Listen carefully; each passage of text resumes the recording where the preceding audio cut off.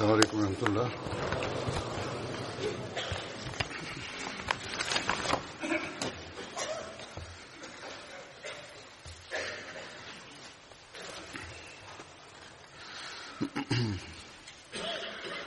أشهد أن لا إله إلا الله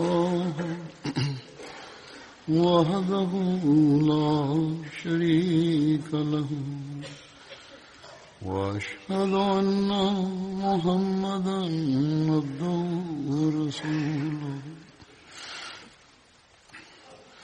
أما بعد فأعوذ بالله من الشيطان الرجيم.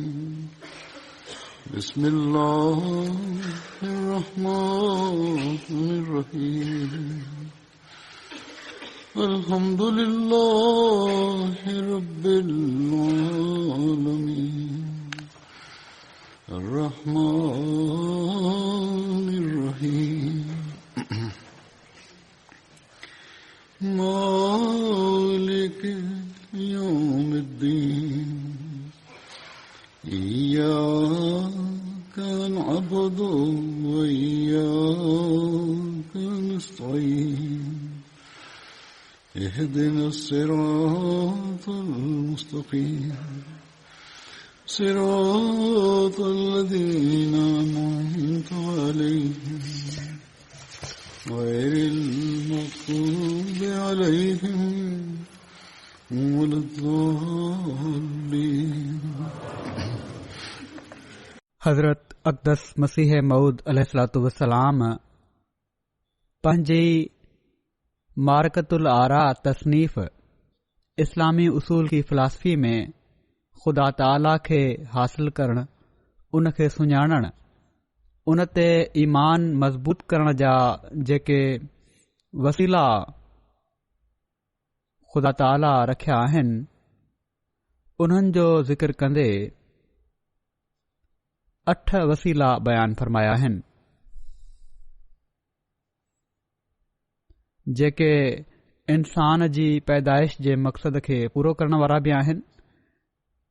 हिन वक़्तु मां पंहिंजे मज़मून जे हवाले सां हिकिड़े वसीले जे बारे में हज़रत मसीह मऊद अलैहिस्सलातु वस्सलाम जो इक़्तिबास पेश कंदुसि, जेको 5वें वसीले तौर पाण बयान फ़रमायो अथनि.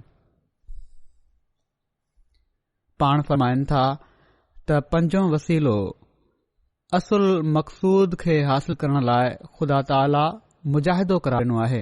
माना त पंहिंजो माल वाट खुदा जी ख़र्च करण जे ज़रिए सां ऐं पंहिंजनि ताक़तुनि खे वाट खुदा जी ख़र्च करण जे ज़रिए सां ऐं पंहिंजनि जाननि खे वाट खुदा जी ख़र्च करण जे ज़रिए सां ऐं पंहिंजे अकुल खे वाट खुदा जी ख़र्च करण जे ज़रिए सां उन खे ॻोल्हियो वञे. जहिड़ो क हू फ़रमाए थो, जाहिदू बि अमवालिकुम व अनफुसिकुम फी सबीलिल्लाह व मिम्मा रज़क़नाहुम युनफ़िक़ून वल्लज़ीना जाहदू फीना लनहदियन्नहुम सुबुलना.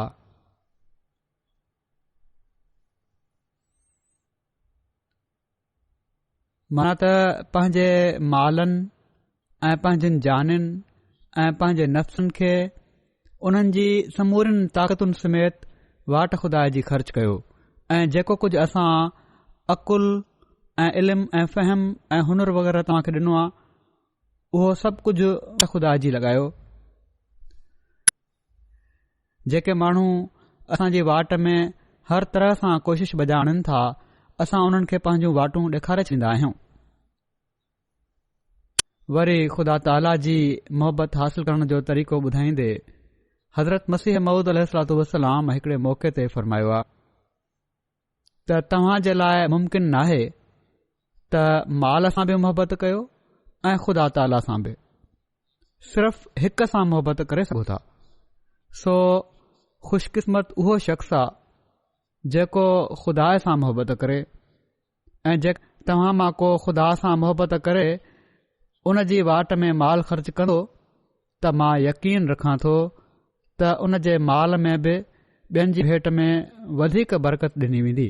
छो त माल पाण नाहे ईंदो, ऐं पर ख़ुदा जे इरादे सां ईंदो आहे। सो जेको शख़्स ख़ुदा जे लाइ कुझु हिसो माल जो छॾे थो उहो उन खे ज़रूर हासिल कंदो, ऐं जेको शख़्स माल सां मुहबत करे वाट ख़ुदा जी उहा ख़िदमत बजा नथो आणे जेका बजा आणणु घुर्जे, त हू ज़रूर उन माल खे विञाईंदो। वरी पाण फरमाइनि था त घुर्जे त असांजी जमायत जो हर हिकु मुतनफ़िस, हर शख़्स ही अहद करे त मां हेतिरो चंदो ॾींदुसि। जेको शख़्स अल्लाह ताला जे लाइ अहद करे थो, अल्लाह ताला उन जे रिज़्क़ में बरकत ॾींदो आहे। पाण इन पासे तवजो ॾियारी अथनि त जिन खे इल्मु नाहे, जेके नवां अचण वारा आहिनि, जेके लापरवाही कनि था या लापरवाही नथा बि कनि, त अहसासु कॾहिं कॾहिं नाहे थींदो माली क़ुर्बानी करण जो, त अहिड़नि माण्हुनि खे समुझाइणु घुर्जे त जेकॾहिं तव्हां सचो तालुक़ु रखो था त ख़ुदा ताला सां पको वाइदो करे वठो त हेतिरो चंदो ज़रूर ॾींदुसि। अल्लाह ताला जे फज़ल सां लखें मुख़लिसीन आहिनि जिन खे जॾहिं चंदे जी अहमियत ॾांहुं तवजो ॾियारी वञे त अल्लाह ताला जी मोहबत खे हासिल करण जे लाइ माली क़ुर्बानी में वधण जी कोशिश कंदा आहिनि। ऐं इहो ई सबबु आहे जो मां गुज़िरियल केतिरनि ई सालनि खां जमायती निज़ाम खे इन पासे तवजो ॾियारां पियो थो त नवनि अचण वारनि खे माली निज़ाम में या माली क़ुर्बानी जे निज़ाम में ज़रूर शामिल करणु घुर्जे। को तोड़े हिकु पेंट्स जी ताक़त रखंदो हुजे, हिकु पेंट्स ॾियण जी, उहो पंहिंजी ताक़त जे मुताबिक़ ॾे। किन हंधनि ते हीउ बि ॾिसण में आयो आहे त कॾहिं कॾहिं माली कुशादगी वारा माण्हू ही चई छॾींदा आहिनि या जमायती निज़ाम अफ्रीका में या किन जॻहुनि ते ग़रीब मुल्कनि में किन माण्हुनि खे हीउ चई छॾींदो आहे, कॾहिं कॾहिं हिते के माण्हू पंहिंजे ग़रीब मिटनि माइटनि पारां ही अदायगी करे छॾींदा आहिनि, चंदे जी अदायगी करे छॾींदा आहिनि या ही रक़म ॾेई छॾींदा आहिनि त ठीकु आहे, ग़रीबनि जो ही असांजे तरफ़ां चंदो आहे, सही आहे, हीअ हिकिड़ी नेकी आहे। पर उन्हनि माण्हुनि खे तोड़े उहे ग़रीब बि आहिनि, पाण हिसो वठणु घुर्जे जेतिरी बि जंहिं में ताक़त हुजे उन्हनि में। सिर्फ़ु माल गॾु करणु मक़सदु नाहे, ऐं पर ख़ुदा ताला जी मोहबत ख़ातिर उन जे दीन जे लाइ क़ुर्बानी करणु मक़सदु आहे। सो जिथे जमायती निज़ाम अहिड़ी तरह चंदो वसूल करे थो त माण्हुनि खे चई छॾियऊं ऐं कंहिंजे नाले ते विझी छॾियऊं, उहो ग़लति थो करे। कॾहिं कॾहिं अहिड़ियूं ॻाल्हियूं मुंहिंजे इल्म में अची वेंदियूं आहिनि।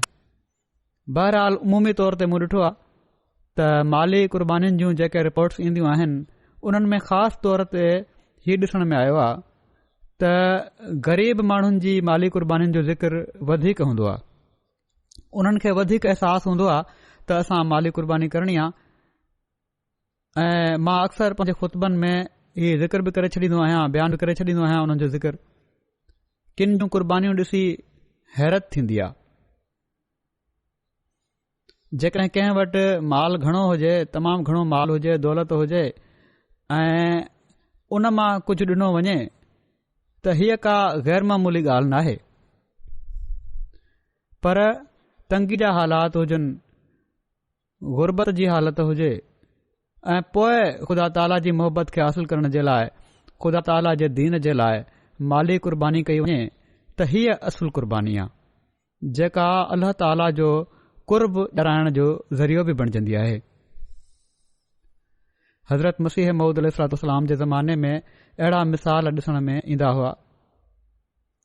हिकु भेरे हज़रत मसीह मऊद अलैहिस्सलाम खे कुझु रक़म जी ज़रूरत पई कुझु किताबनि जी इशाअत जे लाइ, ऐं जॾहिं कंहिं दोस्त खे चयो वियो त हीअ ज़रूरत आहे, पंहिंजी जमायत में तहरीक कयो त जीअं हेतिरो चंदो उहा जमायत अदा करे, त बजाए जमायत में तहरीक करण जे उन्हनि पंहिंजे तरफ़ां पंहिंजा हालात तंग हालात हुआ, का एतिरी कुशादगी बि न हुई, पर उन जे बावजूद या चवणु घुर्जे त तंग हालात ई हुया, उहा रक़म उन मुहैया करे छॾी ऐं तासुर हीअ ॾिनई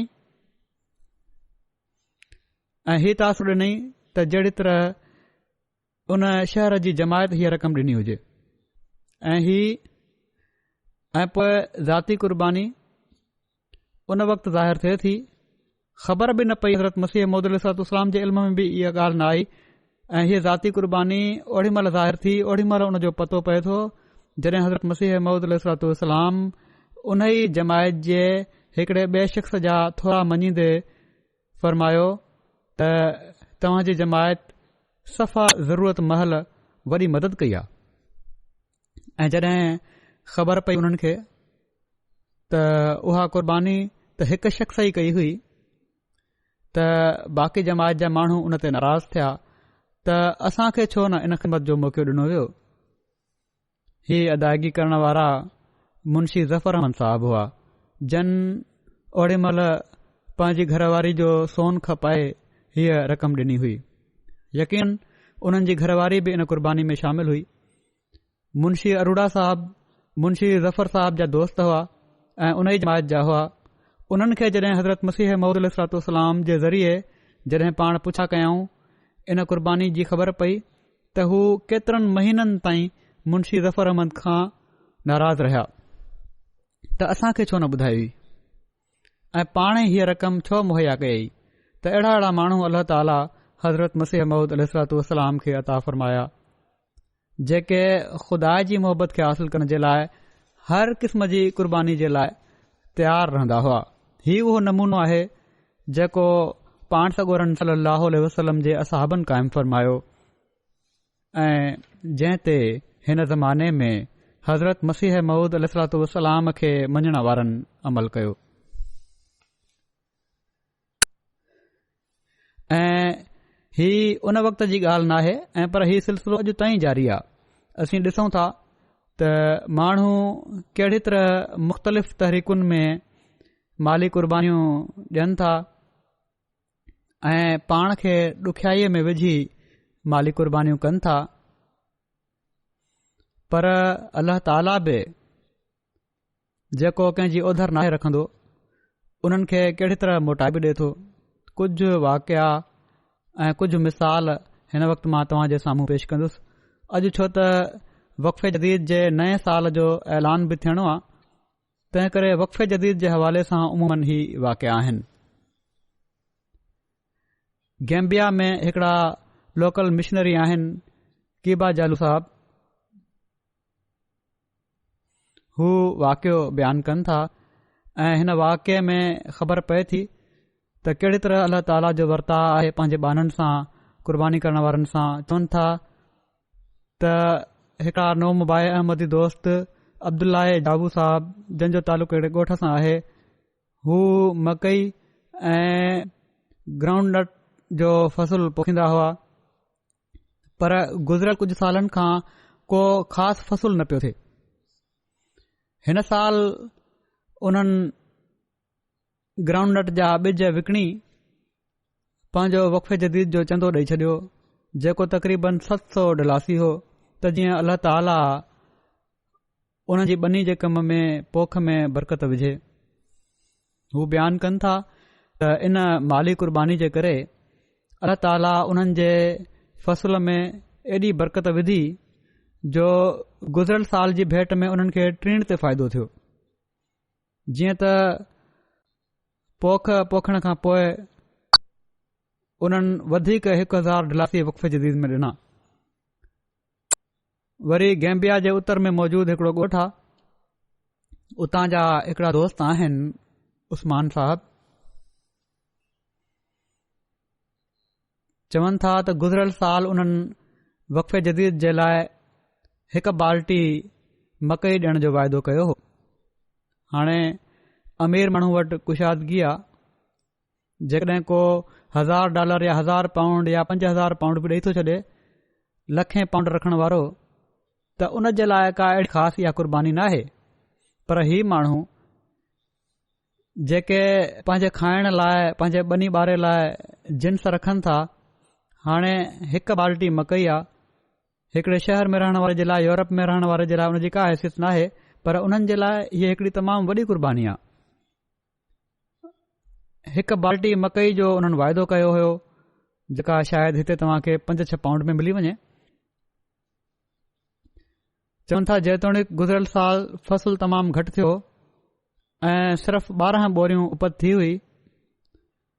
उन्हनि जे घर जा ख़र्च ॾुखिया पूरा थी रहिया हुआ, पर उन जे बावजूदु उन्हनि पंहिंजो वाइदो पूरो कयो।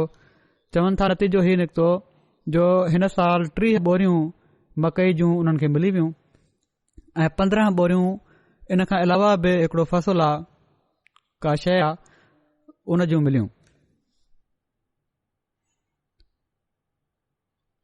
त इख़लास सां ॾिनल ही थोरो बि अल्लाह ताला जे वेझो अहिड़ो क़बूल थिए थो जो पोइ केतिरा ई भेरा वधाए पोइ अल्लाह ताला वापसि थो करे,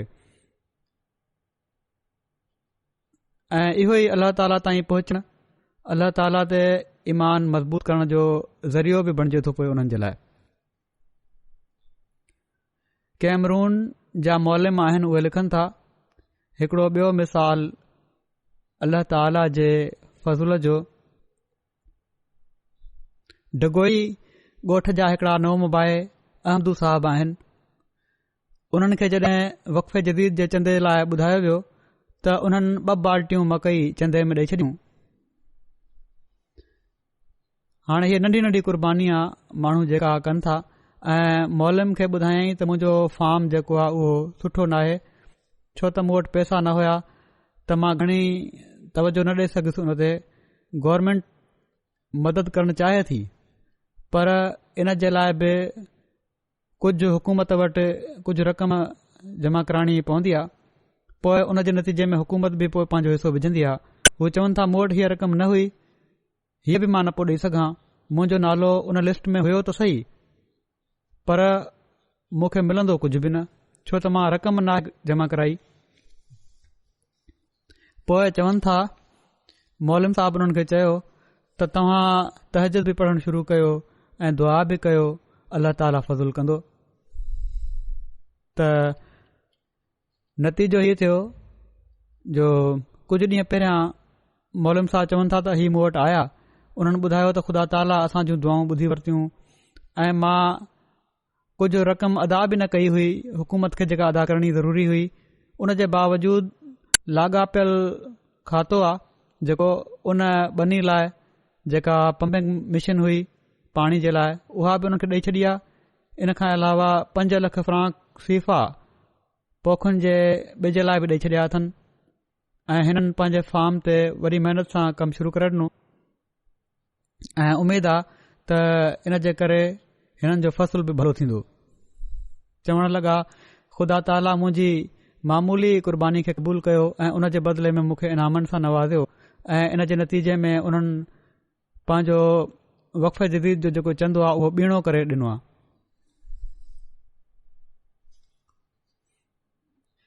इंडोनेशिया में मुरबी सिलसिला आहिनि नूर ख़ैर साहब। हू चवनि था त हिकिड़ा ज़ाल मुड़ुस जेके सादी ज़िंदगी गुज़ारनि था पर बाक़ाइदा चंदो ॾींदा आहिनि, जेका बि कमाई थींदी आहे उन मां कुझु रक़म चंदे लाइ अलॻि करे हिकिड़े बॉक्स में विझी छॾींदा आहिनि ऐं जॾहिं बि मुबलिक उन्हनि वटि दौरे ते वञे, किथे परे जे ॿेट में रहंदा आहिनि त हू रक़म चंदे में ॾेई छॾींदा आहिनि। हिकु दफ़ो 1 साल खां वधीक वक़्त जे लाइ उन जमायत में को मुबलिक न वञी सघियो, पर उन जे बावजूद चंदे जी रक़म बाक़ाइदगी सां हू गॾु कंदा रहिया ऐं हिकिड़े साल खां पोइ उते जॾहिं हिते वियो त उन बॉक्स में काफ़ी रक़म गॾु थी वई हुई जेका उन्हनि चंदनि में ॾेई छॾी। चवण लॻा हिन भेरे असांखे काफ़ी मुनाफ़ो थियो आहे ऐं असांखे इन जे करे चंदे जी बरकतुनि ते यकीन बि अची वियो आहे ऐं वेतर मज़बूत थियो आहे ईमान, ऐं असां इन्हनि बरकतुनि जो मुशाहिदो कयो आहे। चवनि था त हिकु दफ़ो असांखे कंहिं दोखो ॾिनो, असां सोचियोसीं त छा सबबु आहे दोखे जो, त गौर कयोसीं त ख़बर पई त असां चंदो सही तरह न ॾिनो हो, इन लाइ असांजो नुक़सानु थियो आहे। जीअं त उन ई वक़्त खां उहो दॿो उन्हनि वॾे एहतियात सां सही हिसाब जे मुताबिक़ पंहिंजी जेका कमाई हुई उन खे भरणु शुरू कयो ऐं उन में रक़म विझणु शुरू कई ऐं चवनि था त जेसि ताईं असां चंदे जी रक़म अलॻि न करे वठूं असांखे सुकून ऐं इत्मिनान नाहे मिलंदो। त अहिड़ी तरह अल्लाह ताला किन जी इस्लाह जो बि ज़रियो बणाईंदो आहे उन्हनि जे नुक़साननि खे, ऐं पोइ उन्हनि जो ईमान इन सां मज़बूत थींदो आहे। इंडोनेशिया जा मुबलिग आहिनि बशीरुद्दीन साहब। उहे लिखनि था त हिकिड़े दोस्त पंहिंजो वफ़ जदीद जो चंदो 5 लख इंडोनेशियन रुपया ॾिनो। इंडोनेशियन रुपये जी वैल्यू तमामु ई घटि आहे। बहरहाल उन्हनि जे हिसाब सां काफ़ी आहे। कुझु ॾींहनि खां पोइ कंहिं पंहिंजी ज़मीन हिननि खे विकिणी ॾिनी जेका उन्हनि 15 मिलियन इंडोनेशियन में ख़रीद करे वरिती। कुझु हफ़्तनि खां पोइ हीअ ज़मीन हिकिड़े शख़्स उन्हनि खां 50 मिलियन इंडोनेशियन ज़मीन हिननि खे विकिणी ॾिनी जेका हुननि ख़रीद कई 15 मिलियन में, ऐं कुझु हफ़्तनि खां पोइ 50 मिलियन में कंहिं ॿिए हिननि खां हीअ ज़मीन ख़रीद करे वरिती। हाणे चवनि था त उन्हनि जो हीउ यकीन आहे त हीउ वक़फ़े जदीद जे चंदे जी बरकत सां हीउ थोरे वक़्त में मूंखे 35 मिलियन जो फ़ाइदो पियो आहे। हिकिड़ो दुनियादार इन खे पंहिंजी कारोबारी होशियारी सम्झंदो त ॾिसो मां केॾो होशियारीअ सां कारोबार कयो आहे जो कुझु हफ़्तनि में 15 मिलियन मां 35 मिलियन ठाहे वरिता आहिनि। पर जेके अल्लाह ताला जो प्यार हासिल करणु चाहिनि था, जेके उन जी मोहबत हासिल करणु चाहिनि था, जेके उन ख़ातिर क़ुर्बानियूं कंदा आहिनि, उन्हनि जी दिलि में कहिड़ो अहसासु पैदा थियो ही त छो त मां अल्लाह ताला ख़ातिर चंदो ॾिनो हुयो, क़ुर्बानी कई हुई, अहिड़ी तरह अल्लाह ताला मूंखे वधाए ॾिनो आहे। ईमान में मज़बूती जो हिकिड़ो ॿियो मिसाल इंडोनेशिया जो ई आहे। मासूम साहिब आहिनि मुबलिग असांजा उते लिखनि था त हिकिड़े अहमदीअ रोज़गार हासिल करण लाइ हिकिड़े ॿेट सोला बेसी में हिजरत कई। शुरू में तमामु तंग हालात हुआ, एसि ताईं जो रहण लाइ जॻह बि न हुई उन्हनि वटि, ऐं उन्हनि खे मिशन हाउस में रहणो पियो। पोइ उन्हनि मच्छियूं ख़रीद करे अॻिते विकिणणु शुरू कयूं, मामूली कारोबार शुरू कयाऊं, वरी महिनत कयाऊं। तमामु घटि उपत जे बावजूद ही माली क़ुर्बानी में पोइते न हटिया, ऐं कुझु वक़्त खां पोइ ई उन्हनि जा हालात तब्दील थियण लॻा। हाणे हिननि जो वक़फ़े जदीद जो चंदो उन इलाइक़े में सभिनी खां वधीक आहे, हीउ चवनि था, ऐं मूसी बि आहिनि, ऐं चवनि था त हीउ सभु मुंहिंजी माली क़ुर्बानी जो नतीजो आहे। गैम्बिया में हिकिड़ा दोस्त आहिनि अब्दुर्रहमान साहब, चवनि था त उन्हनि खे पंहिंजे ॿार जी स्कूल जी फ़ी भरण में ॾाढी ॾुखियाई महसूस थी रही हुई। तंहिं करे उन्हनि सेंट्रल मुबलिक साहब खे ॿुधायो त मूंखे ॾाढी ॾुखियाई पेश अचे पई थी, मुंहिंजा माली हालात सही न आहिनि। त मुबलिक उन्हनि खे चयो त हलो तव्हां हीउ ॾिसो त क़ुर्बानी कयो माली, अल्लाह ताला तव्हां ते फज़ुल कंदो। उन्हनि $250 चंदो वक़फ़े जदीद ॾिनो। चवनि था त चंदो ॾियण जे बिल्कुलु हिकु हफ़्ते खां पोइ उन्हनि खे $5000 महीनो उजरत ते नौकरी मिली वई, जंहिंसां हू आराम सां पंहिंजे ॿार जी स्कूल जी फ़ी बि भरे सघनि था। इन खां अलावा रोज़ानो जूं ॿियूं जेके ज़रूरतूं आहिनि उहे बि मुहैया थी वियूं। मौसूफ़ अल्लाह ताला जे फज़ुल खे माण्हुनि में ॾाढो बयानु कंदा था वतन त मूं ते चंदे जी बरकतुनि सां अल्लाह ताला फज़ुल फ़रमायो आहे, ऐं जिथे मुंहिंजे ईमान खे मज़बूत कयो अथई उते मुंहिंजे रिस्क में बि बरकत विधी अथई।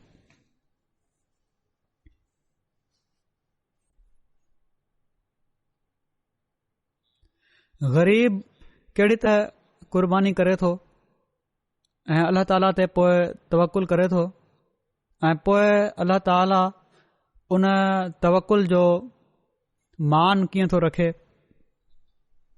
गिनी बिसाओ जा मिशनरी साहब हिकिड़ो वाक़ियो बयानु कनि था त हिकिड़े दोस्त मोन्टेरो कमारा साहब खे उन्हनि जे वक़फ़े जदीद जे वाइदे जी अदायगी जे हवाले सां तवजो उन्हनि खे ॾियारी वई त चवणु लॻा त मूं वटि हिन वक़्तु 4000 फ्रांक सिफ़ा आहिनि जेके मां अॼु जे खाधे जे लाइ रखिया आहिनि। तमामु मामूली वैल्यू आहे हुनजी। ख़ानदान बि हिननि जा वॾा हूंदा आहिनि, उन्हनि जे खाइण जे लाइ रखिया हुअईं 4000 सिफ़ा। त बहरहाल चवनि था मां कुझु कयां थो। कुझु देर खां पोइ उन्हनि उहा ई रक़म चंदे में ॾेई छॾी जेके पैसा खाइण जे लाइ रखिया हुआ, ऐं खाधो खाइण जे लाइ कंहिंखां उधर वरिताऊं ऐं पर उधर वठण लाइ हलिया विया। चवनि था ॿिए ॾींहुं उन्हनि जी धीउ शहर मां आई जेका उन्हनि जे लाइ 2 बोरियूं चांवरनि जूं ऐं हिकिड़ो कनस्तर तेल जो ऐं कुझु पैसा ऐं ॿियूं शयूं खणी आई ऐं उन्हनि खे इन ॻाल्हि ते यकीन थी वियो त जेके पैसा मां पंहिंजे खाधे लाइ रखिया हुआ अल्लाह ताला उहे चंदे में ॾियण जे करे अहिड़ी बरकत विधी जो केतिरियूं शयूं मूंखे ॿिए ॾींहुं खाइण लाइ मिली वयूं। माना त बुखिया रही क़ुर्बानी करण वारा आहिनि माण्हू ही। वरी हिकिड़ो ॿियो मिसाल आहे अमीर साहब फ्रांस बयानु कयो आहे त अल्लाह ताला ईमान खे कीअं थो वधाए। फ्रांस जा हिकिड़ा अरब दोस्त आहिनि उन्हनि बयानु कयो त उन्हनि वक़फ़े जदीद जो ख़ुतबो मुंहिंजो ॿुधो पोयों गुज़िर साल वारो जंहिं में मां माली क़ुर्बानी करण वारनि जा मिसाल बयानु कया हुआ जीअं अॼु कयां पियो थो। इन ख़ुतबे जो चवनि था मूं ते ॾाढो असरु थियो। उन्हनि जी उमिरि 46 साल आहे। चवनि था मां शदीद माली ॾुखियाईनि जो शिकार हुयुसि ऐं पहिरियां कॾहिं बि मूंखे एॾी माली तंगी खे मुंहुं न ॾियणो पियो हुयो। बैंक खां बि कर्ज़ वठणो पियो। बैंक वारा बि मुंहिंजे पुठियां पियल हुआ त कर्ज़ वापसि कर। मूंखे वार्निंग मिली चुकी हुई त जेकॾहिं मां पंहिंजो हिसाब क्लियर न कयो त मुंहिंजो अकाउंट बंदि करे छॾींदा ऐं पर ॾंड बि पइजी वेंदो आहे पोइ कॾहिं। उन्हनि ॾींहनि में चवनि था त असांजे हल्के में इजलास आम थियो। इजलास खां थोरी देर अॻु ई मुंहिंजे हिकिड़े दोस्त ज़ोरी मूंखे 20 यूरो ॾिना। मां ही पैसा पंहिंजे खीसे में रखिया। ॿियो त कुझु हुयो न मूं वटि त अॻिलनि कुझु ॾींहनि में इहे मुंहिंजे कमु ईंदा। चवनि था मां 20 यूरो रखे वरिता पर जॾहिं मां इजलास ते वयुसि त उते सेक्रेटरी माल जॾहिं चंदे जी ॻाल्हि कई त मां उहे 20 यूरो चंदे में ॾेई छॾिया। कुझु ॾींहनि खां पोइ मूंखे पंहिंजे बैंक मां हिकिड़ी टेलीफोन कॉल आई ऐं मूंखे छो त चवनि था त ख़राब ख़बरूं ॿुधण जी आदत पइजी वई हुई। हालात तमामु ख़राब थी रहिया हुआ। मूं सोचियो त का ख़राब ख़बर ई हूंदी। बैंक वारनि मूं ते हाणे मज़ीद का सख़्ती करणी हूंदी पर बैंक वारनि मूंखे ॿुधायो त लाॻापियल इदारे उन्हनि खे ऑर्डर कयो आहे त मुंहिंजो बैंक अकाउंट बंदि न कयो वञे ऐं जेका 600 यूरो जी माइनस में रक़म हुई उन्हनि जे अकाउंट में उनखे प्लस करे छॾियो, उनखे जमा करे छॾियो, क्रेडिट करे छॾियो। चवनि था वॾी हैरानी वारी ॻाल्हि हुई मुंहिंजे लाइ छो त बैंकुनि जा रवैया त तमामु सख़्तु हूंदा आहिनि। कुझु ॾींहनि खां पोइ चवनि था त मुंहिंजे कम जी इंश्योरेंस मूंखे हिकिड़ी वॾी रक़म अदा करे छॾी जेका हिकिड़े वॾे वक़्त खां रुकियल हुई। हीउ सॼा वाक़िया चवनि था त वक़फ़े जदीद जो ख़ुतबो ॿुधण ऐं मामूली रक़म चंदे में ॾियण खां पोइ पेश आया। पहिरियां मां सोचींदो हुउसि त मूंसां बि मौजज़ा थी सघनि था। ॾाढा हिननि माण्हुनि जा मौजज़नि जा वाक़िया ॿुधाईंदा था रहनि त मूंसां त कॾहिं बि न आहे थियो। पर हाणे अल्लाह ताला मूंखे चंदे जी बरकतुनि जो नमूनो ॾेखारियो आहे। मूंखे यकीन थी वियो आहे त वाक़ई मौजज़ा थींदा आहिनि। हेटी जा मुबलिग साहब लिखनि था कैसर साहब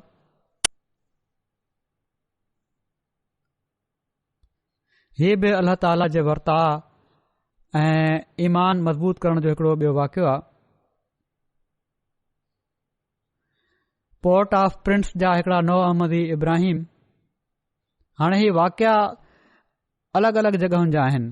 को अफ्रीका में आहे, को अमरीका में आहे, को यूरोप में आहे, को उत्तर में आहे, को ॾखिण में आहे ऐं पाण में उन्हनि जो राब्तो ऐं तालुक़ बि को कोन्हे पर हिकु जहिड़ा वाक़िया आहिनि। पोर्ट ऑफ प्रिंस जा हिकिड़ा नौ अहमदी इब्राहिम साहब कुझु ॾींहं अॻु ऑफिस खां घर पिया वञनि। रस्ते में उन्हनि जी फाइल किरी पई जंहिं में कुझु ज़रूरी कागज़ ऐं संदूं हुयूं ऐं 13,000 गोरद रक़म हुई उन्हनि जी उते जेका करंसी आहे। उन्हनि वापसि वञी सॼो रस्तो चेक कयो पर फाइल उन्हनि खे न लधी। चवनि था मूं दिलि में वाइदो कयो त मां वक़फ़े जदीद जो जेको 1,000 गोरद जो वाइदो कयो हुयो उहो ज़रूर पूरो कंदुसि। तोड़े मूं वटि पैसा हुजनि या न हुजनि किथां वठी ॾेई छॾींदुसि। जीअं त मां कंहिंखां कर्ज़ वठी वाइदे जे मुताबिक़ पंहिंजो चंदो ॾेई छॾियो। चवनि था त चंदो ॾिनो ई हुयुमि जो उन ई ॾींहुं शाम जो जहिड़े ॾींहुं चंदो ॾिनुमि कंहिं अॼातल माण्हू जी फ़ोन आई त तव्हां जी फाइल मूं वटि आहे, मूंखां अची वठी वञो। चवनि था मां फौरन पहुतुसि त उन शख़्स मूंखे फाइल ॾिनी ऐं चवणु लॻो त मूंखे तव्हांजो पतो ॻोल्हण लाइ फाइल अंदरां ॾिसणी पई। इन लाइ जॾहिं मां फाइल बि तव्हांजी खोली त तव्हां पंहिंजी रक़म ऐं कागज़ चेक करे वठो। त मूं चेक कयो त सभई कागज़ ऐं रक़म फाइल में मौजूदु हुआ। चवनि था इन ते मूं अल्लाह जो शुक्र अदा कयो ऐं मूंखे यकीन थी वियो त सिर्फ़ चंदे जी बरकत हुई, जंहिं जे करे मुंहिंजा गुम थियल कागज़ ज़रूरी कागज़ हुआ उहे बि मूंखे लभी पिया, जंहिंजो बज़ाहिर लभणु ॾुखियो हुयो ऐं रक़म बि। मुबलिग इंचार्ज गिनी कुनाकरी चवनि था त कुनिया रीजन जे हिकड़े ॻोठ जे हिकड़े अहमदी दोस्त अबू बकर साहब खे वक़फ़े जदीद जी अदायगी ॾांहुं तवजो ॾियारी वई। जॾहिं हुननि खे त पहिरियां त उन्हनि कुझु सोच वीचार कई, पोइ पंहिंजो वाइदो अदा करे छॾियाऊं। चंदे जी अदायगी जे कुझु वक़्त खां पोइ उन्हनि असांजे लोकल मिशनरी खे ॿुधायो त जमायत अहमदिया वाक़िअतन खुदाई जमायत आहे। हू बयानु कनि था त मां हुकूमत जो मुलाज़िम आहियां ऐं वॾो वक़्तु थियो आहे मुंहिंजी हिकड़ी जंग हादसे में भॼी पई हुई, जेका मुनासिब मेडिकल सहूलियत न हुअण जे करे सही तरीक़े सां ॻंढिजी न सघी ऐं जंहिं जे करे मुंहिंजी हिकड़ी जंग नंढी रहिजी वई, जंहिं जे करे मूंखे लगातार तकलीफ़ रहंदी हुई। हाणे कुझु वक़्त खां मां पैसा गॾु करे रहियो हुउसि। मूंखे हिकड़े डॉक्टर चयो त इन जी ऑपरेशन थी वञे सही थी सघे थी। जीअं त इन बारे कुझु पैसा गॾु थी विया हुआ त मां पंहिंजी जंग जी ऑपरेशन कराए वठां, पर जॾहिं मिशनरी चंदे जी तहरीक कई त मूं सोचियो त हिन भेरे चंदे खे छॾियां थो नथो ॾियां ऐं पंहिंजी ऑपरेशन जी रक़म रखे थो वठां, पर पोइ अल्लाह ताला मूंखे हिमत ॾिनी। पोइ मूं सोचियो त न, अल्लाह ते सॼी रक़म चंदे में मां ॾेई छॾी। हू बयानु कंदा त अञा इन ॻाल्हि खे 2 ॾींहं बि न गुज़रिया हुआ जो मुंहिंजे दफ़्तर तरफ़ां मूंखे ख़त आयो त मुंहिंजी ऑपरेशन जो सॼो ख़र्च हुकूमत ईंदी ऐं मां जिथे चाहियां पंहिंजो इलाज कराए सघां थो। ऐं चवनि था त हीउ सिर्फ़ ऐं सिर्फ़ चंदे जी बरकत सां ई थियो आहे।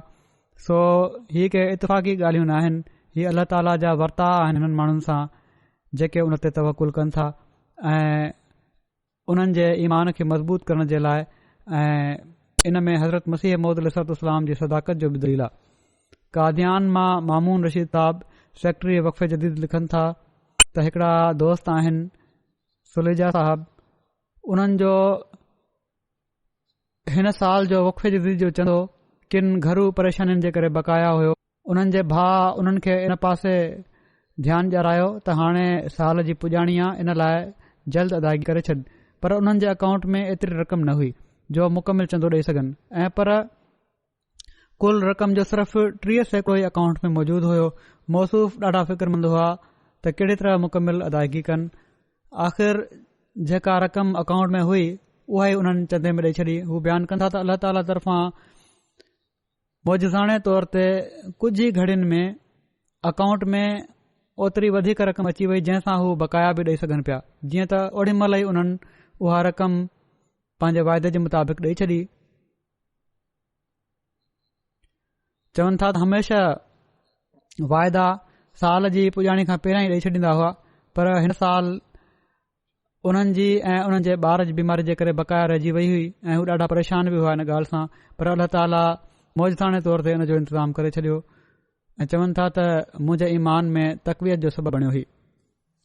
इंडिया मां ई अब्दुल महमूद साहब इंस्पेक्टर वक़फ़े जदीद आहिनि। उहे बि हिकड़े दोस्त जो वाक़ियो बयानु कनि था। ज़िले पीरभूम जे हिकड़े ॻोठ बंगाल जो हिकड़ो ॻोठ आहे, उन जो ई वाक़ियो आहे त उन्हनि जो किरयाने जो होलसेल जो दुकानु आहे जेको अल्लाह ताला जे फज़ल सां सुठो थो हले। उन दोस्त जो मौसूफ़ रोज़ानो दुकान खोलींदे ई ₹100 हिकड़ी संदूक में बाक़ाइदगी सां विझंदा आहिनि, जंहिंसां पंहिंजे वाइदे जे मुताबिक़ चंदे जी अदायगी कंदा रहंदा हुआ। सुबुह जो अचे पहिरियों कमु हीउ कंदा हुआ जो ₹100 विझी छॾींदा हुआ बॉक्स में। चवनि था हिकड़े ॾींहुं दुकान में ख़रीदारी लाइ तमामु घटि माण्हू आया ऐं उन्हनि जो जेको ख़र्च हुयो उहो पूरो न पियो थिए। ॿिए ॾींहुं उन्हनि ईअं न कयो त ₹100 न विधा हुजनि। ॿिए ॾींहुं दुकान खोलींदे ई मौसूफ़ 100 जे बदिरां ₹300 उन बॉक्स में विझी छॾिया ऐं दिलि में सोचियऊं त छो न अॼु अल्लाह ताला सां सौदो कजे। अल्लाह ताला जो अहिड़ो करम थियो जो उन ई ॾींहुं मंझंदि खां पोइ चवनि था त मूं वटि 8 ख़रीदार आया। ॿधो माल विकिणण जो कमु हुयो ऐं वॾो कारोबार हुयो। टाइम लॻंदो आहे, उन में ॿोरियूं खणाणियूं हूंदियूं आहिनि। चवनि था मां अहिड़ो मसरूफ़ थी वियुसि जो उन्हनि मां हिकिड़े ख़रीदार खे हीउ चई वापसि मोकिलणो पियो त सुभाणे अचिजांइ, ऐं बाक़ी माण्हुनि खे सामान ॾींदे ॾींदे राति देर थी वई। ऐं चवनि था त अलाह जे फज़ल सां उन ॾींहुं काफ़ी कमाई थी। ऐं चवनि था त अलाह ताला जॾहिं इंसान ते ख़ुशि थींदो आहे त एॾो ॾींदो आहे जो इंसान ॿिन्ही हथनि सां नाहे संभाले सघंदो। गिनी बिसाओ ओरियो रीजन जा मिशनरी आहिनि अब्दुल अज़ीज़ साहब चवनि था त हिकड़ी ज़ईफ़ पौड़ी ख़ातून आहे मस्कुता साहिबा, उन्हनि खे वक़फ़े जदीद जी अदायगी ॾांहुं तवजो ॾियारी वई त चवण लॻियूं त मां वाइदे जे मुताबिक़ रक़म गॾु करे रखी हुई, पर कल्ह राति पंहिंजे भाउ जे घर पई वञा त रस्ते में उहा रक़म किथे गुम थी वई आहे, किरी पई आहे, ऐं मां उहा रक़म ॻोल्हियां पई थी। जीअं ई मूंखे मिलंदी त मां ॾींदसि। उन खां पोइ हू रक़म ॻोल्हींदियूं रहियूं पर किथे बि न लधी। इन ते उन्हनि पंहिंजी धीउ खां कुझु रक़म उधारी वठी वक़फ़े जदीद में ॾेई छॾी ऐं हीअ रक़म अदा करण खां पोइ उन ॿीहर ॻोल्हण जी कोशिशि कई पंहिंजी किरियल थैली। चवनि थियूं अञा मां कुझु मीटर परे वई हुयसि जो उहा ई रक़म जेका प्लास्टिक जे हिकिड़े लिफ़ाफ़े में बंदि हुई रोड जे विच में किरियल पई हुई, लभी पई, ऐं इन ते ॾाढियूं ख़ुशि थियूं ऐं ॿिए ॾींहुं वापसि आयूं ऐं पंहिंजे वाइदे जे मुताबिक़ अदायगी मुकमल कयऊं। ऐं पोइ ई माण्हुनि खे ॿुधाइण लॻियूं त चंदे जी वक़फ़े जदीद जे चंदे जी बरकत हुई जो अल्लाह ताला उन्हनि जी गुम थियल रक़म वापसि ॾियाराए छॾी। माली रीजन सिकासो जा हिकिड़ा मुबलिक साहब लिखनि था, अहमद बिलाल साहब, त हिकिड़ा नोमबाए अहमद जला साहब मिशन हाउस आया ऐं उन्हनि ॿुधायो त हू पहिरियां बाक़ायदगी सां चंदो ॾींदा हुआ, पर पोइ कुझु माली ॾुखियाईनि जे करे चंदो न ॾेई सघिया। हिकिड़े ॾींहुं उन्हनि ख़्वाब में ॾिठो त उहे माण्हू हिकिड़े मेड़ सां हिकिड़े कुशादे रस्ते ते वञनि पिया था ऐं हीउ रस्तो अॻिते वञी केतिरनि ई रस्तनि में विरहाइजी थो वञे। विरहाइजी वञण वारा सभई रस्ता तमामु ख़राब ऐं दुश्वार गुज़ार आहिनि। इन मौक़े ते उन्हनि दुआ कई त आसमान तां हिकड़ी सुवारी आई जेका उन्हनि खे खणी आसमान ॾांहुं हली वई ऐं पोइ जॾहिं ख़्वाब रस्तो ख़तमु थी वियो त उन सुवारीअ उन्हनि खे ॿीहर कुशादे रस्ते ते लाहे छॾियो। चवनि था मां उते हिकिड़े बुज़ुर्ग खे ॾिठो जन उन्हनि खे ॿुधायो त हीअ सुवारी तोखे तुंहिंजे चंदे जी अदाई जे करे वठण वई हुई। कॾहिं कॾहिं चवनि था त ॾुखियाई ईंदी आहे, पर हिकिड़ो अहमदी जेको बाक़ायदगी सां वाट खुदा जी चंदो ॾिए थो, अल्लाह ताला ॾुखियाईनि महिल उन में सहूलियत पैदा करे छॾींदो आहे। जीअं त हिन नोमबाए चंदो ॾिनो ऐं चयईं त अॻिते तोड़े कुझु बि थी वञे हू चंदे जी अदायगी में कॾहिं बि सुस्ती न कंदो। छा हीउ बि कोई इतफ़ाक़ आहे? तंज़ानिया जा अमीर साहब लिखनि था त अरुषा रीजन जी हिकिड़ी जमायत में चंदे जी तहरीक कई वई। हिकिड़ी ग़रीब औरत फातिमा साहिबा जेके केला ऐं फ्रूट विकिणी गुज़ारो कंदी आहे, उन 2 ॾींहनि जी समूरी उपत वक़फ़े जदीद में ॾेई छॾी ऐं पंहिंजी फैमिली खे बि बाक़ायदा वक़फ़े जदीद में शामिल करायईं। अहिड़ी तरह जमायत जी हिकिड़ी ॿी ज़ईफ़ ख़ातून आहे, उन खे बि तहरीक कई वई त ॿिए ॾींहुं सुबुह जो 8 बजे पाण मिशन हाउस आई ऐं 5000 शिलिंग वक़फ़े जदीद में ॾिनई। हाणे ही उहे माण्हू आहिनि, हज़रत मसीह मौद अलैहिस्सलाम फरमायो आहे त हैरत थिए थी हिननि माण्हुनि खे ॾिसी त कहिड़ी तरह क़ुर्बानियूं कनि था। ऐं तवजो ॾियारण ते जहिड़ो की हज़रत मसीह मौद अलैहिस्सलाम फरमायो आहे त तवजो ॾियारी वञे त ही माण्हू क़ुर्बानी बि कंदा आहिनि। तनज़ानिया जे अमीर साहब लिखियो आहे हिकिड़ो ॿियो वाक़ियो त गुज़िरियल सालनि खां मुल्क जा मुआशी हालात तमामु तंग आहिनि, पर अहमदी तमामु इख़लास सां माली क़ुर्बानी में हिसो वठंदा आहिनि। अरुषा शहर जा हिकिड़ा दोस्त वज़ीरी साहब जेके अख़बार विकिणी पंहिंजो गुज़ारो कंदा आहिनि, उन्हनि खे जॾहिं वक़फ़े जदीद जे हवाले सां तहरीक कई वई त उन्हनि तौफ़ीक़ मुताबिक़ अदायगी कई ऐं साण ई चवण लॻा त मां आईंदा खां रोज़ानो हिकिड़ो कोप चांहि जो ख़र्च घटाए उहा रक़म चंदे में ॾींदुसि। हाणे ग़रीब माण्हू अहिड़ी तरह बि पैसा बचाईंदा आहिनि त हिकिड़ी प्याली चांहि जी न पीअंदुसि ऐं उन जो जेको ख़र्च आहे उहो चंदे में ॾींदुसि। ही अहसास आहे त कहिड़ी तरह अल्लाह ताला जो कुर्ब हासिल करणो आहे।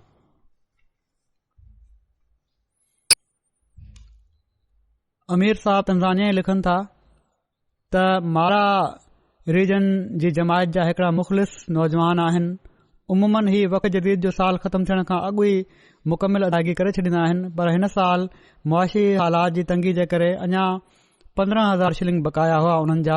उन्हनि वटि मामूली रक़म हुई, शिलिंग जी बि का वैल्यू कान्हे, तमामु ई घटि वैल्यू आहे। उन्हनि हिसाब लॻायो त महीने जी पुॼाणी ते जेकॾहिं हीअ रक़म बि चंदे में ॾेई छॾियमि त उन्हनि वटि ख़र्च लाइ कुझु बि बाक़ी न बचंदो। बहरहाल उन्हनि अलाह ते तवकुल करे हीअ रक़म चंदे में ॾेई छॾी। बयानु कनि था त ॿिए ॾींहुं उन्हनि जी ऑफिस मां फ़ोन आई त गुज़िरियल 3 महीननि खां कुझु बिल्स वाजिबुल अदा आहिनि हिननि जा, उहे क्लियर थी विया आहिनि ऐं अहिड़ी तरह नए साल में उन्हनि जी पघार में बि चङो भलो वाधारो थियो आहे, मुनासिब वाधारो थियो आहे। ऐं उन्हनि जो बि ईमान आहे त चंदे जी बरकत सां ई कुझु ॾींहनि में मूंखे 6 खां वधीक रक़म मिली वई आहे। किथे हीअ हालत हुई त घर जो ख़र्च कीअं हलंदो, किथे हीअ हालत त पैसा अल्लाह ताला 6 ते वधीक रक़म ॾेई छॾी। बुर्किना फासो जे काया रीजन जा मुबलिग लिखनि था त हिकड़ा अहमदी आहिनि अब्दू साहब। उहे ॿुधाइनि था त चंदन जी अदायगी में हिसो त वठंदो हुउसि पर बाक़ाइदा न हुउसि। गुज़िरियल साल मूं इरादो कयो त आईंदा मां चंदे जी सभिनी मदुनि में शामिल थियण जी भरपूर कोशिश कंदुसि। चवनि था त मूं फ़ैसिलो कयो आहे त अल्लाह ताला जे फज़ुल सां मां चंदन जी अदायगी में बाक़ाइदा थियां ऐं जॾहिं खां मां बाक़ाइदा थियो आहियां मुंहिंजा सभई मामला, मुंहिंजे ढोर ढगन, पोख, हर शइ में बरकत शुरू थी वई आहे। मक़सदु ही त केतिरियूं ॾुखियायूं हुयूं जंहिंजे करे मां काफ़ी परेशान हुउसि, उहे बि आहिस्ते आहिस्ते हल थी वयूं। चवनि था त अञा हाणे ई गुज़िरियल महीने ई मुंहिंजी घरवारी ॻोरारी हुई ऐं इस्पताल जे ख़र्चनि लाइ मूं वटि पैसा न हुआ, पर जॾहिं डिलीवरी जो टाइम आयो त अल्लाह ताला ग़ैब सां मदद कई ऐं सॼो इंतज़ाम थी वियो ऐं ॿारड़ी पैदा थी आहे उन्हनि वटि ऐं घरवारी बि ख़ैर सां आहे। चवनि था हीउ सभु कुझु मूं ॾिठो आहे ऐं मां इहो ई सोचियां थो त चंदे जी बरकतुनि सां आहे।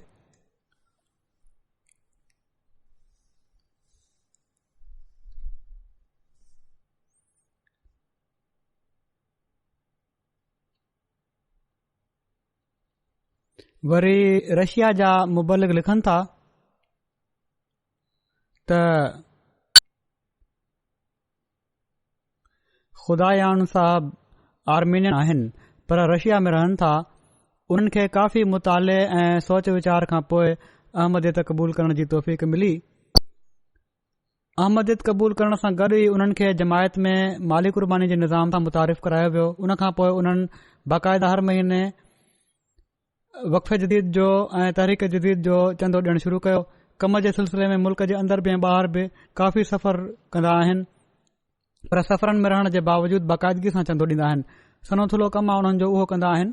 ईअं आहे त ॾाढा अमीर आहिनि, इन लाइ सफ़र कंदा आहिनि।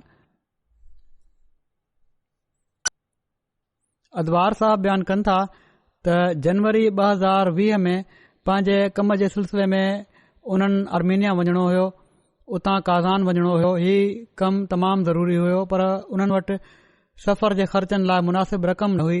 परेशानी बि हुई, दुआ बि करे रहिया हुआ। चवनि था 30 दिसंबर वारे ॾींहुं हिकड़ी अहिड़ी कंपनी पारां उन्हनि जे अकाउंट में रक़म मुंतक़िल कई वई जंहिं हीअ रक़म उन्हनि खे फ़ेबरवरी में ॾियणी हुई।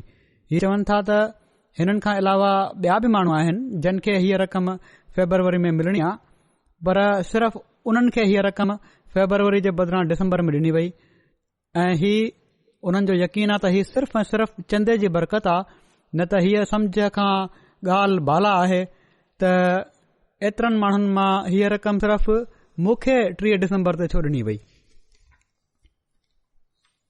हू वधीक लिखनि था त अल्लाह ताला जे वर्ता ऐं प्यार जो अंदाज़ो सिर्फ़ हिकिड़ो अहमदी मुसलमान ई आहे जंहिंखे थी सघे थो। अहिड़ी तरह अल्लाह ताला बि ईमान मज़बूत करे थो। आइवरी कोस्ट मां सान पेड्रो रीजन जा मुबलिक वकार साहब लिखनि था त हिते पेड्रो रीजन में 2014 में फताकरो ॻोठ में 20 माण्हुनि जी हिकड़ी नंढड़ी जमायत क़ाइमु थी ऐं हिते हिकिड़ा दोस्त हुआ जारा साहब, उन्हनि जो पुठियां बुर्किना फासो सां तालुक़ु हुयो। इन जमायत जा हिकिड़ा एक्टिव मेंबर इहे ई हुआ ऐं हिकिड़ो साल थी वियो आहे हू बुर्किना फासो वापसि हलिया विया हुआ। उन्हनि जे वापसि वञण ते काफ़ी परेशानी हुई, छो त बाक़ी माण्हू एतिरे क़दुरु फ़ाल न हुआ, उन्हनि जी तरबियत जी बि ज़रूरत हुई। बहरहाल उन्हनि जा पुट ईसा जारा जेके शादीशुदा आहिनि ऐं कुड़मत कंदा आहिनि, उन्हनि सां राब्तो कयो वियो। उन्हनि खे ख़ुदामुल अहमदिया जे नेशनल इज्तिमा ते वञण लाइ राज़ी कयो वियो। उन्हनि खे चंदे जी अहमियत ऐं बरकतुनि ऐं निज़ाम जमायत सां मज़बूत तालुक़ु रखणु ऐं दुआ कंदे रहण लाइ चयो वियो। उनखां पोइ डिसंबर में नेशनल जलसा सालाना खां अॻु मौसूफ़ चवनि था त मूं वटि आया ऐं 10,000 फ्रांक सीफ़ा जी रक़म चंदे में ॾिनऊं। इन ते मां उन्हनि खे हैरान थी चयो त हीअ रक़म, छो त बज़ाहिर उन्हनि जे हालात जे मुताबिक़ तमामु घणी हुई, हीअ तव्हां कीअं ॾिनी? इन ते उन्हनि ॿुधायो त जॾहिं खां मां चंदो ॾियणु शुरू कयो आहे, मूं ते अल्लाह ताला जा तमामु घणा फज़ुल थी रहिया आहिनि। मूंखे मुंहिंजी ॿनीअ मां ॿियनि जी भेट में वधीक नफ़ो हासिल थी रहियो आहे। कुझु वक़्तु अॻु मूं ख़्वाब में ॾिठो त हिकिड़ा बुज़ुर्ग जेके नूरानी चहिरे वारा आहिनि माण्हुनि खे ख़ैर जे रस्ते ॾांहुं सॾनि पिया था। हीअ चवनि था त हीअ हज़रत मसीह मौद अलैहिस्सलाम हुआ जो जेके दुनिया खे हिदायत ॾांहुं सॾे रहिया आहिनि। ख़ुदा ताला जो शुक्र आहे त मूंखे जमायत अहमदिया में दाख़िल थियण जी तौफ़ीक़ मिली ऐं चवनि था हाणे मां बाक़ाइदा चंदो ॾींदुसि।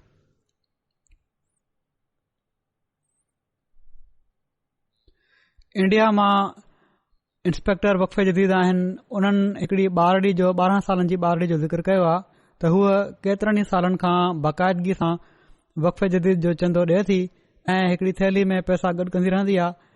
हूअ न ॻाल्हाए सघे थी न ॿुधी सघे थी, पर जेका बि उन खे रक़म मिले ॾिसंदी आहे जॾहिं ॿियनि खे चंदो ॾींदे त उन खे बि शौक़ु पैदा थियो आहे।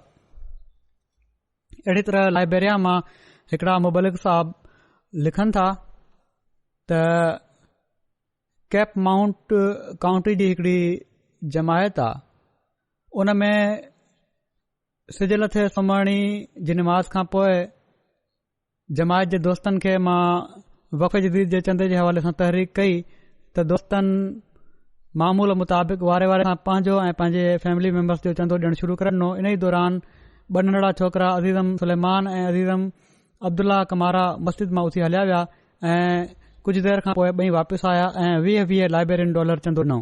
चवनि था छो त उमूमन उते पीउ मां ॿारनि जो चंदो ॾींदा आहिनि। इन लाइ मूं सोचियो त हिननि ॿारनि खां पुछां त उन्हनि पंहिंजो चंदो पाण छो ॾिनो आहे। इन ते ॿई ॿार चवण लॻा त असांखे ख़बर पई हुई त ख़लीफ़े वक़्त जो हीउ इरशाद आहे त ॿार बि वक़फ़े जदीद में शामिल थियनि। तंहिं करे असां सोचियोसीं त हाणे असां ख़लीफ़तुल मसीह जे इरशाद जे मुताबिक़ पैसा गॾु करे पाण पंहिंजो चंदो ॾींदासीं। हाणे परे जे इलाइक़े में वेठल ॿार जन कॾहिं बि ख़लीफ़े वक़्त खे ॾिठो बि न आहे, पर हीउ इख़लास ऐं तालुक़ आहे जेको सिर्फ़ ऐं सिर्फ़ ख़ुदा ताला ई उन जी दिलनि में पैदा करे सघे थो। अल्लाह ताला उन्हनि जे इख़लास ऐं वफ़ा खे अञा वधाए।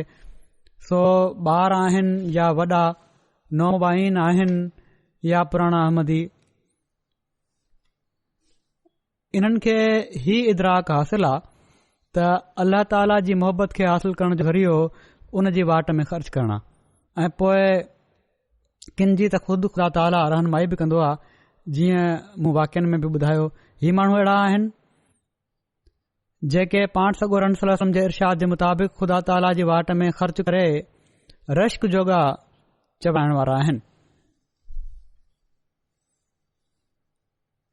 हाणे मां वक़फ़े जदीद जे हवाले सां गुज़िरियल साल दौरान जेके वक़फ़े जदीद जे चंदे जूं क़ुर्बानियूं थियूं आहिनि उन्हनि जी रिपोर्ट पेश कंदुसि ऐं नए साल जो ऐलान बि।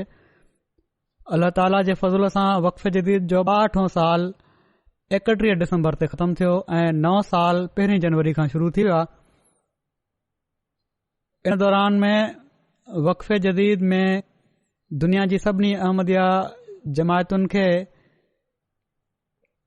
96,43,000 पाउंड जी माली क़ुर्बानी पेश करण जी तौफ़ीक़ मिली।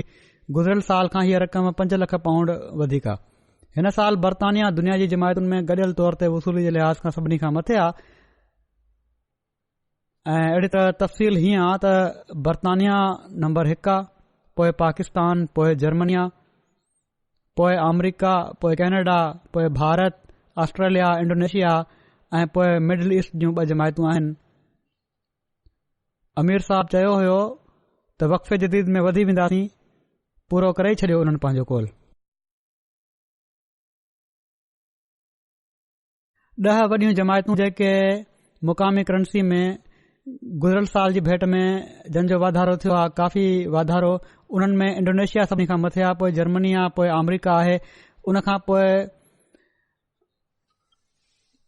ॿियूं जमायतूं आहिनि। बहरहाल 3 वॾियूं जमायतूं ही आहिनि। भारत बि काफ़ी मुनासिब वाधारो कयो आहे ऐं कैनेडा, बर्तानिया ऐं मिडल ईस्ट जी जमायतुनि ऐं पाकिस्तान ऐं ऑस्ट्रेलिया जी भेट में भारत जी जेका मुक़ामी करंसी में जेको वाधारो आहे कुर्बानी जो, उहो उन्हनि मुल्कनि खां वधीक आहे। इन लिहाज़ खां 5 नंबर ते भारत आहे ऐं अफ्रीका में गॾियल वसूली जे लिहाज़ खां नुमाया जमायतूं जेके आहिनि उन्हनि में नंबर 1 घाना आहे, number 2 Nigeria, number 3 Burkina Faso, number 4 Tanzania, number 5 Benin, number 6 Gambia, number 7 Kenya, number 8 माली, नंबर 9 सेरालून ऐं 10 कांगो किनशासा। शामिल थियण वारनि जे अंग में अल्लाह ताला जे फज़ल सां हिन साल वक़फ़े जदीद में जेके वक़फ़े जदीद में शामिल थिया आहिनि चंदे में, उन्हनि जो अंग 18,21,000 ऐं हिन साल हिननि जो वाधारो 89,000 आहे, 89,000 वाधारो थियो आहे ऐं अंग में हिन साल वाधारे जे लिहाज़ खां नुमाया जमायतुनि में कैमरून नंबर 1 ते आहे, पोइ सेनेगाल आहे, पोइ सेरालून आहे, पोइ नाइजेरिया आहे, पोइ बुर्किना फासो आहे, पोइ इंडोनेशिया ऐं पोइ अहिड़ी तरह बाक़ी जमायतूं आहिनि। गॾियल वसूली जे लिहाज़ खां बर्तानिया जूं 10 वॾियूं जमायतूं ही आहिनि। Number 1 Islamabad, number 2 Aldershot, number 3 Worcester Park, पोइ बर्मिंघम साउथ, पोइ मस्जिद फज़ल, पोइ पटनी, पोइ जिलिंघम, पोइ न्यू मोल्डन, पोइ बर्मिंघम वेस्ट, हॉन्सलो नॉर्थ। ऐं रीजन्स जे लिहाज़ खां पहिरियां 5 रीजन्स ही आहिनि। बैतुल फतूह रीजन नंबर 1 ते आहे, पोइ मस्जिद फज़ल रीजन, पोइ मिडलैंड रीजन, इस्लामाबाद रीजन, पोइ बैतुल एहसान रीजन। दफ़्तर अतफाल जे लिहाज़ खां पहिरियों 10 जमायतूं अल्डरशाट नंबर 1 ते, पोइ रोहैम्पटन, पोइ पटनी, इस्लामाबाद, बेचम पार्क, पोइ चेम, पोइ लिंगटन स्पा, पोइ वुस्टर पार्क, पोइ रेंस पार्क, पोइ सरबटन। पाकिस्तान में चंद बारगान जूं पहिरियों 3 जमायतूं आहिनि। उन्हनि में पहिरें नंबर ते लाहौर आहे, पोइ रबवा आहे, पोइ 3 नंबर ते कराची आहे। पाकिस्तान करंसी जी वैल्यू जे करे पोइ ते हलियो वियो आहे। जेकॾहिं गुज़िरियल साल जेतिरी करंसी वैल्यू इन जी हुजे हा त हिन दफ़े पाकिस्तान वरी नंबर 1 ते ई हुअणो हुयो। बर्तानिया जो एतिरो वधीक कमाल बि नाहे।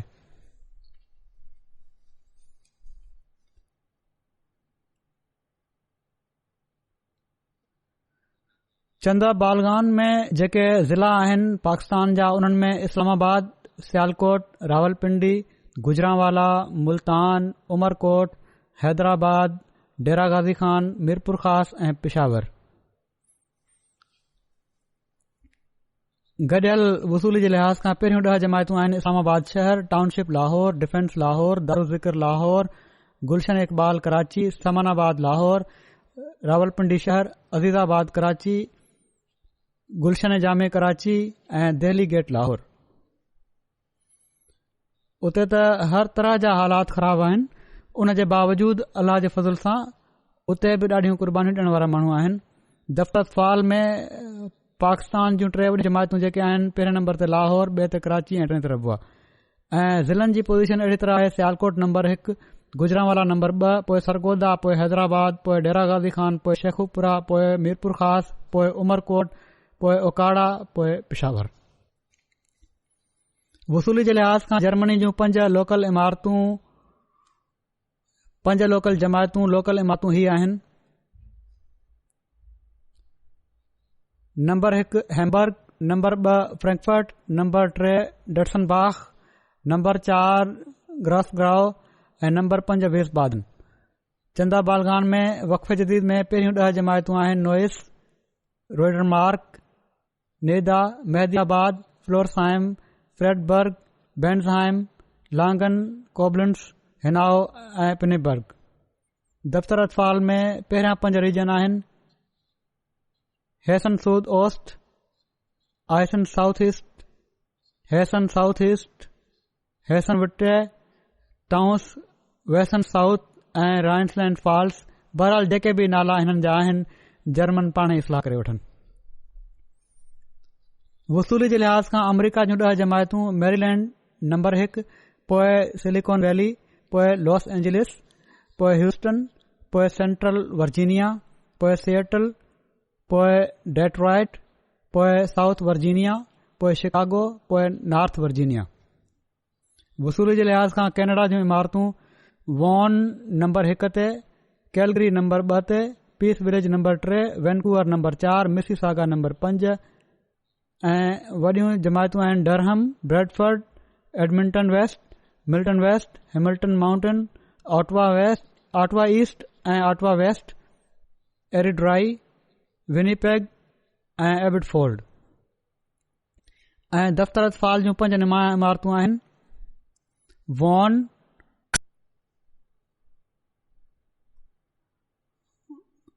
ही वॉन उर्दू में हिनखे वोगन लिखियल आहे, ऐं कैलगरी, पोइ पीस विलेज, पोइ वेस्टर्न ब्रम्पटन वेस्ट। दफ़्तर इतफाल जूं 5 नुमाया जमायतूं आहिनि: डरहम, ब्रेडफर्ड, मिल्टन वेस्ट ऐं एयरड्राई, हैमिल्टन माउंटेन। भारत जा सूबा जेके आहिनि उन्हनि में केरला नंबर 1 ते आहे, जम्मू कश्मीर नंबर 2 ते बावजूद ख़राब हालात जे नंबर 2 ते आहे, कर्नाटका नंबर 3, पोइ तमिलनाडु, पोइ तेलंगाना, पोइ उड़ीसा, पोइ पंजाब, पोइ वेस्ट बंगाल, पोइ दिल्ली, पोइ उत्तर प्रदेश। ऐं भारत जूं जमायतूं जेके आहिनि वसूली जे लिहाज़ खां उन्हनि में पाठा प्रियाम नंबर 1 ते, पोइ कादियान नंबर 2, पोइ हैदराबाद, पोइ कालीकट, पोइ बेंगलोर, कोयम्बटूर, कोलकाता, केरोलाई, केरान, पाइनगढ़ी। ऑस्ट्रेलिया जूं 10 जमायतूं: नंबर 1 ते Melbourne long, Castle Hill, Melbourne Berwick, Marsden Park, Adelaide South, M T Druitt, MY Druitt या M T Druitt, Penrith, Blacktown, Canberra, Perth. अतफाल में ऑस्ट्रेलिया में आहिनि Melbourne Langwarrin, Adelaide, Melbourne Berwick ऐं एम्प्टी ड्रुइट ऐं पेनरिथ ऐं लोगन ईस्ट, पर्थ ऐं मॉसडन पार्क ऐं कैसल हिल ऐं पोइ लोगन वेस्ट। बालगान में ऑस्ट्रेलिया जूं जमायतूं आहिनि: Castle Hill, Melbourne Langwarrin, Marsden Park, Melbourne Berwick, M T Druitt, Blacktown, Adelaide South, Penrith, Canberra ऐं पर्थ। हिते बि अॼुकल्ह बाहि तबाही मचाए फिटी कई आहे। अल्लाह ताला उन्हनि माण्हुनि ते बि रहम करे ऐं ही माण्हू हक़ीक़त में पंहिंजे पैदा करण वारे खे सुञाणण वारा बि थियनि। बहरहाल इन जे बावजूद अहमदी उते अल्लाह ताला जे फज़ल सां क़ुर्बानीयूं ॾियनि पिया था। अल्लाह ताला सभिनी क़ुर्बानी करण वारनि जे दुनिया में मालनि ऐं नफ़्सनि में तमामु घणी बरकत अता फ़रमाए। पाकिस्तान जा हालात जहिड़ो की मूं चयो मुआशी लिहाज़ खां त ख़राब थी रहिया आहिनि। इन जे करे करंसी जी का वैल्यू कान्हे ऐं इन लाइ पोज़ीशन बि हिननि जी पोइ हली वई। इन जे बावजूद क़ुर्बानी में ही कमी नथा कनि। अहिड़ी तरह सियासी हालात बि ख़राब आहिनि जंहिं जो असर मुआशी हालात ते बि पइजी रहियो आहे। पोइ इन रीजन में भारत पाकिस्तान जी छिकताण वधी रही आहे। भारत में अंदरूनी तौर ते बि ख़बरुनि जे मुताबिक़ हालात काफ़ी ख़राब आहिनि ऐं दुनिया जी उमूमी हालत बि अहिड़ी आहे जो लॻे थो त पंहिंजी तबाही खे ही सभई सॾ पिया था कनि। मिडल ईस्ट जा हालात बि ख़राब थी रहिया आहिनि। हाणे ईरान ऐं अमरीका ऐं इसराइल जी जंग जो ख़तरो वधी रहियो आहे। मुसलमान मुल्कनि में पाण में ॿधी कान्हे। सो दुनिया जे तबाही खां बचण ऐं ख़ुदा ॾांहुं अचण लाइ दुआ असांखे ॾाढी करणु घुर्जे। अल्लाह ताला पंहिंजो फज़ुल करे ऐं हिननि खे अकुल ऐं सम्झ ॾे। नओं साल शुरू थियो आहे। असां हिक ॿिए खे मुबारकूं ॾेई रहिया आहियूं, पर ऊंदाहियूं वधंदियूं पयूं थियूं वञनि। सो हिन साल जे बाबरकत थियण लाइ ज़रूरी आहे त असीं अल्लाह ताला जे हुज़ूर हीअ दुआ कयूं त अल्लाह ताला हिन साल खे अहिड़ी तरह बाबरकत फ़रमाए जो दुनिया जूं हुकूमतूं पंहिंजो पाण खे मथां साबित करण लाइ दुनिया खे तबाही ॾांहुं न वठी वञनि ऐं पर दुनिया में अमन ऐं इंसाफ़ क़ाइमु करण वारियूं थियनि। पंहिंजी ज़ाती अनाउनि में पइजी पंहिंजे मुल्की मफ़ादनि खे हासिल करण जे लाइ इंसानियत खे तबाह करण जे पुठियां न पवनि। अल्लाह ताला उन्हनि खे अकुल ॾे। मुस्लमान मुल्क आहिनि। पाण सगोरन सल्लल्लाहु अलैहि वसल्लम जे ग़ुलाम सादिक ऐं मसीह मऊद ऐं महदी मऊद सां ॻंढिजी पाण सगोरन सल्लल्लाहु अलैहि वसल्लम जे झंडे खे दुनिया में फड़काइण में मददगार बणजनि ऐं तौहीद खे दुनिया में क़ाइमु करण वारा थियनि। ही माण्हू मसीह मौत जी मुखालफ़त में एॾा न वधी वञनि जो हाणे त हद करे छॾी अथनि। अल्लाह ताला असांखे बि तौफ़ीक़ ॾे त असां पहिरियां खां वधी करे ज़माने जे इमाम खे मञण जो हक़ अदा करण वारा थियूं ऐं हीउ हक़ अदा कंदे दुनिया में तौहीद जो झंडो फड़काइण वारा थियूं ऐं दुनिया खे पाण सगोरन सल्लल्लाहु अलैहि वसल्लम जे झंडे हेठि आणण वारा थियूं ऐं इन जे लाइ पंहिंजनि समूरियुनि सलाहियतुनि ऐं वसीलनि खे इस्तेमालु करण वारा थियूं।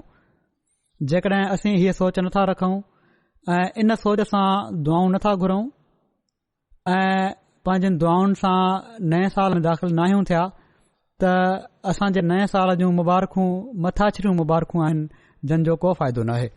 सो नए साल जी असुल मुबारक असां ते जेका ज़िम्मेवारी विझे पई थी उन जो हर अहमदी वॾे नंढे मर्द औरत खे अहसासु हुअणु घुर्जे ऐं इन जे लाइ पंहिंजी सभिनी कोशिशुनि ऐं सलाहियतुनि खे इस्तेमालु करणु घुर्जे ऐं पंहिंजनि दुआउनि में ऐं ख़ुदा ताला सां ताल्लुक़ में हिकड़ी ख़ासि कैफ़ियत पैदा करण जी असांखे कोशिश करणु घुर्जे। तॾहिं असां हिन साल जी असुल बरकतुनि खे हासिल करण वारा थी सघंदासीं। अल्लाह ताला असांखे इन जी तौफ़ीक़ अता फ़रमाए।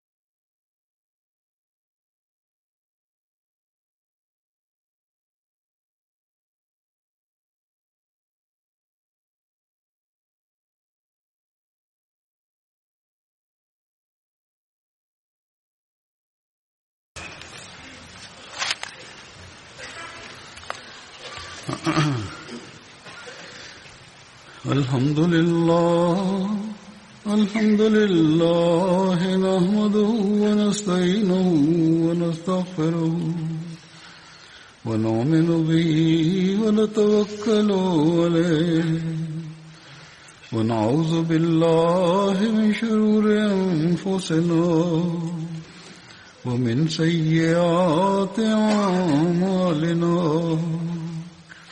من يهده الله فلا مضل له ومن يضلل فلا هادي له ونشهد أن لا إله إلا الله ونشهد أن محمدا عبده ورسوله عباد الله رحمكم الله إن الله يأمر بالعدل والإحسان وإيتاء ذي القربى وينهى عن الفحشاء والمنكر والبغي يعظكم لعلكم تذكرون اذكروا الله يذكركم